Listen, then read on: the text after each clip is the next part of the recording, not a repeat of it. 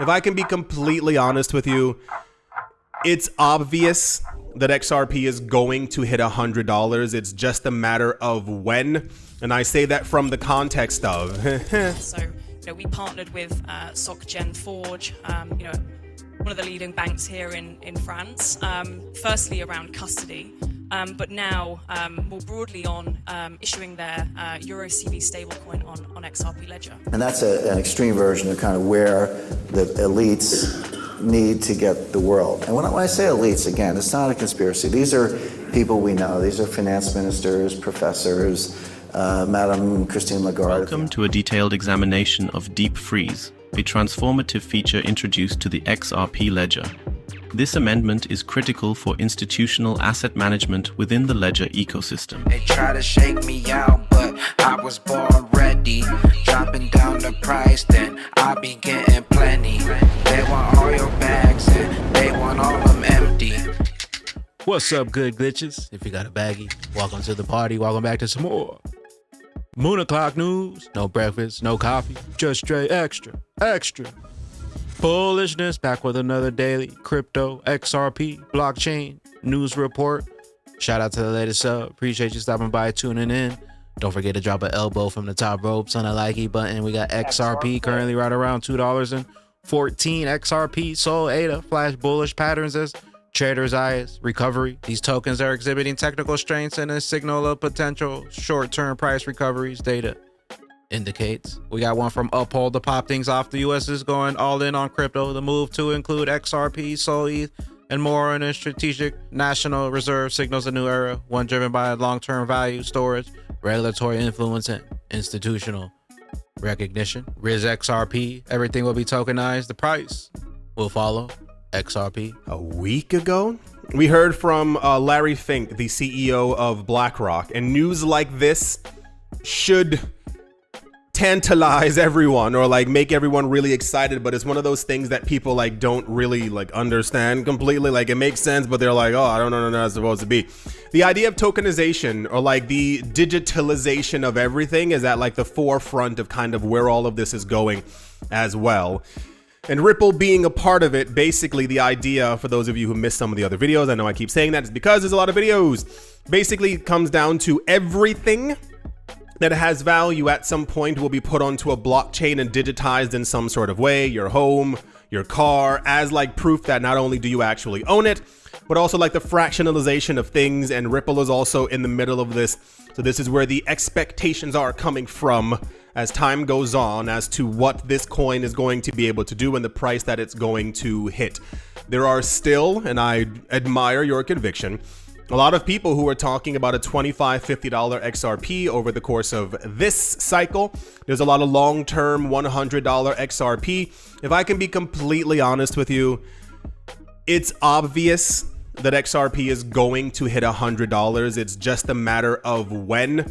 And I say that from the context of if Bitcoin was 1 cent and then $10 and $1,000 and $100,000, if we're talking about $1 million Bitcoin.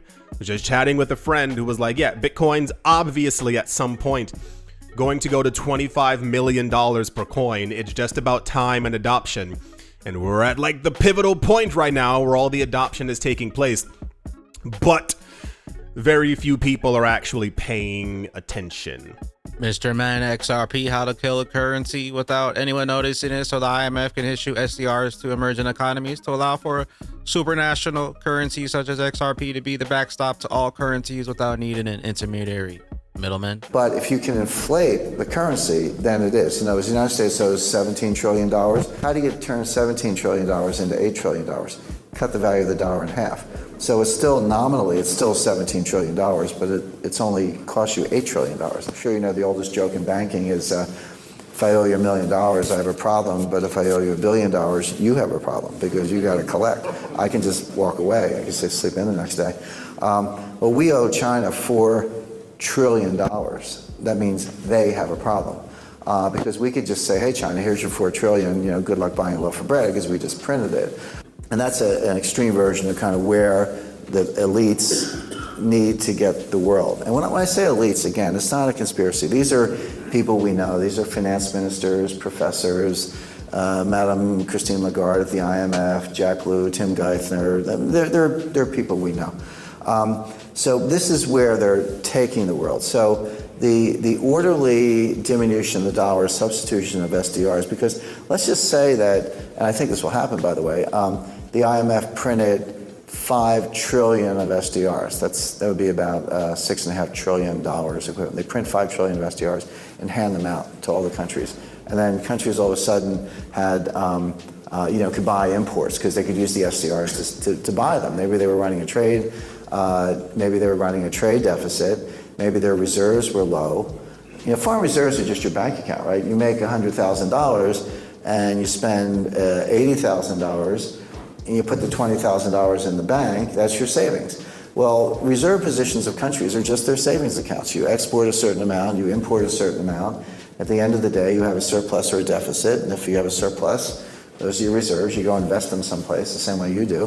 And if you have a deficit, well, you better borrow the money because how else are you going to pay it off? So let's say a country is running a trade deficit and their reserves are low, but I give them a bunch of SDRs. Well, they can go buy stuff. They can buy Caterpillar tractors. They can buy oil. They can buy all kinds of stuff. So that's how you get the economy rocking and rolling again through the use of credit, but printed money is the best kind of credit because it's perpetual non-interest bearing.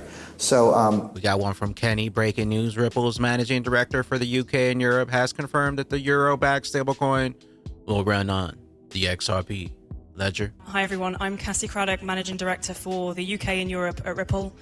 I've been at Ripple for 8 years now, so it's been quite the journey from, convincing banks to partner on a network to send cross-border payments, right through to being able to provide banks and financial institutions end-to-end digital asset infrastructure through payments, through custody, through stablecoin, and through tokenization use cases that we're going to talk about today. I think what's really been interesting from a Ripple perspective, I'm responsible for Europe, and I think what we've seen over the last year, 18 months, 2 years or so is MiCA has really given banks and financial institutions this level of certainty to be able to lean into the blockchain and digital asset space. And so we've seen some really great innovative use cases on the back of that. So we partnered with SocGen Forge, one of the leading banks here in France, firstly around custody, but now more broadly on issuing their Euro CV stablecoin on XRP Ledger. There are many other use cases that we're partnering, our customers are partnering with us on around money market funds and bringing those on chain. And we're actually seeing that trend continue to increase as we start to see more institutional interest in this space. On the Ripple side, we're solving kind of the trapped liquidity issue with our cross-border payment product and enabling financial institutions to better service their customers by enabling them to have instant real-time payments through a kind of network of partners that enables to move cash from A to B. Now that could be physical cash, be stablecoins, it could be using XRP, and I think that's a really interesting, use case that we've seen mass adoption over the years from. And then just generally speaking, I think from our perspective, solving that cross-border payment problem was a first step. Doing that and building the infrastructure to be able to do that in a sophisticated way for banks and financial institutions just led us down the path of owning that kind of end-to-end digital asset infrastructure. And so the custody technology was really critical for us to acquire back in 2023 because we know that custody is the entry point. Before you do anything in digital asset, whether you're thinking about tokenization, whether you're thinking about payments or thinking about NFTs or whatever you're thinking about, you need to get your custody right and you need bank-grade custody. And so that critical piece of infrastructure is something that's now enabling us to partner with banks and financial institutions for them to tokenize, for them to create use cases that maybe we don't want to lean into, but to be able to use our technology to do that. I think it's really important, and Adelia and I work, given that we're the largest developer on the XRP ledger, Ripple wants to solve institutional financial use cases, right? But we want to create ecosystems where developers are pushing the boundaries. And I think that's been really interesting to see how these developers or these financial institutions leverage our technology to be able to, drive the future of financial services forward. Banks, institutions on their way to pump our bags up. pump our bags up. Cointelegraph latest: Google will enforce MiCA compliant crypto and rules across Europe starting April 23rd. So it begins. Got the SEC delays Grayscale Ethereum ETF staking decision. Meanwhile, we got Paul Atkins to serve as the next chair of the Securities and Exchange Commission. Not quite officially in, but once sworn in, Atkins will likely focus on filing out his staff and division heads. Issue areas he is likely to focus on include the digital assets and cryptocurrencies, ETF share class applications, private funds, capital formation topics, among other areas. Dropping the Rippleverse SEC case. We got one from Daniel. He says, I finally see people talking about XLS 77, aka deep freeze. Sadly, see more opinions and facts. If you care about the XRP ledger and how this specific amendment works, I got you covered. Let's take a quick peek at Daniel's breakdown video. Welcome to a detailed examination of Deep Freeze, a transformative feature introduced to the XRP ledger. This amendment is critical for institutional asset management within the ledger ecosystem. In this analysis, we'll explore the full scope of Deep Freeze, its definition, technical architecture, institutional significance, community development, and long-term implications for XRPL's role in financial systems. This is a deep dive into a feature that could redefine blockchain compliance and adoption. What exactly is Deep Freeze? Deep Freeze is an advanced asset freezing mechanism integrated into the XRPL, tailored explicitly for fungible tokens issued on the ledger, such as stablecoins and tokenized real-world assets. Unlike XRP, which remains unaffected due to its native status, issued tokens fall under the control of their issuers, who can now leverage Deep Freeze for unprecedented oversight. The standard freeze, a pre-existing feature, restricts an account to only receiving tokens, preventing outward transfers. Deep Freeze, however, escalates this control by prohibiting both sending and receiving, effectively isolating the account from all token-related activities except direct transactions with the issuer. Check out the full breakdown over on Daniel's X page, Daniel_WWF. Also looks like the Deep Freeze amendment is currently in vote. 20 votes for Deep Freeze so far. Be on the lookout for the new track, XRP Bags and Rob Nichols. Stay tuned. We may be shooting the video down in Austin, Texas. Dark Defender, the second largest economy in the world, is getting ready to use RLEUR, which will be backed by our precious XRP. The bridge currency, the domino effect is in motion. Sentiment feed crypto community at the most bullish level since Trump's tariffs were first announced 12 days ago. Grad Crypto BTC correlative update. Take a look at the post from February 26 where I outlined the game plan for BTC. Check the chart below. Now let's review the updated chart. What do you see? Father, forgive them for they have eyes but do not see. The crypto top, fall of 2025. Mustache USDT dominance is starting to collapse. As I said in my last post, the last and the strongest leg of the bull market starts with this signal. Up only first, and then you should sell everything and not come back for a long time. Take a look at XRP currently here. Everybody thought it was all over for XRP, but XRP rebounded nicely as we dipped to around $1.60, currently back up into the $2.15 range for XRP. We have the previous 2017 moonshot cycle aligned here with our current cycle. If we were in the 2017 cycle, XRP would still have another 77 days before the final moonshot for XRP. Also, this moonshot 2 correction lasted nearly 210 days before finally blasting off into moonshot 3 for XRP, where it went from the lows of around 13 cents to around $3.40. Also, this moonshot 2 correction seen a correction of around 68%. If we align that with our current cycle for XRP, 7 months will take us into the end of June going into July for XRP. Also, in our current moonshot correction from the top here, XRP has corrected around 52%.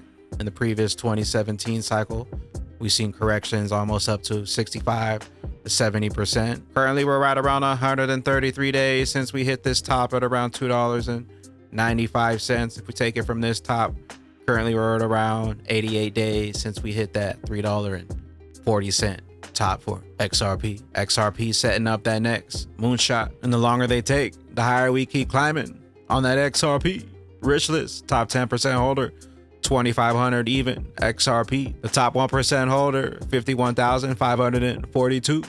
XRP, and the top 0.1% holder, 382,000. XRP. Back, ladies. We got about 12 days until we party down in Austin, Texas for the 4th edition. Moon Party 426, 2025. Link in the description.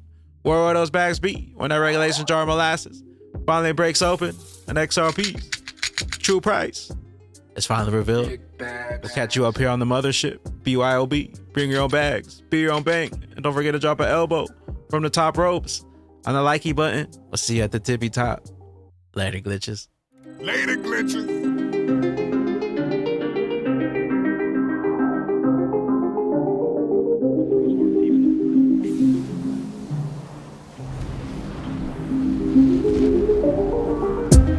Welcome to the party. This a moon party. Hey, this a moon party. Hey, welcome to the party. Welcome to the party. This a moon party. This a moon party. Welcome to the party, we don't play round here. Moon suit on or you get sprayed round here.